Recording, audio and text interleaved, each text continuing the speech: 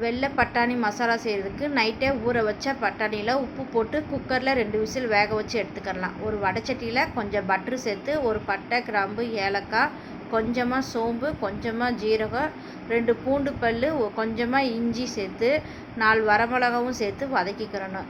Cut பண்ணி வச்ச 2 பெரிய வெங்காயம், 4-5 முந்திரி, 2 தக்காளி சேர்த்து நல்லா வதக்கிக்கிறலாம்.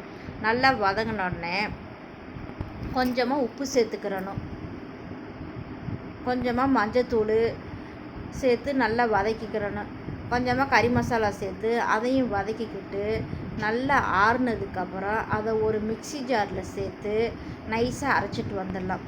அதே வடைச்சட்டியில் கொஞ்சம் பட்ரு சேர்த்து கொஞ்சமாக சோம்பு சேர்த்துக்கிறணும். கொஞ்சம் கருவேப்பிலை சேர்த்து வதக்கிக்கிட்டு அரைச்சி வச்ச மசாலாவையும் சேர்த்து ஒரு வதக்கி வேக வச்ச பட்டாணியை தண்ணியோடு சேர்த்துக்கிறணும். மிக்ஸி ஜாரை கழுவி அதையும் சேர்த்துக்கிறலாம். நல்லா 5 நிமிஷம் ஹை ஃப்ளேமில் வச்சு வேக வச்சு எடுத்துக்கிறணும். டேஸ்ட்டுக்காக கொஞ்சமாக சர்க்கரை சேர்த்துக்கிறலாம். நல்லா சுருண்டு வரும்போது கஸ்தூரி மேத்தி கொஞ்சம், மல்லித்தழை கொஞ்சம், பட்ரு சேர்த்து இறக்கி வச்சுக்கலாம்.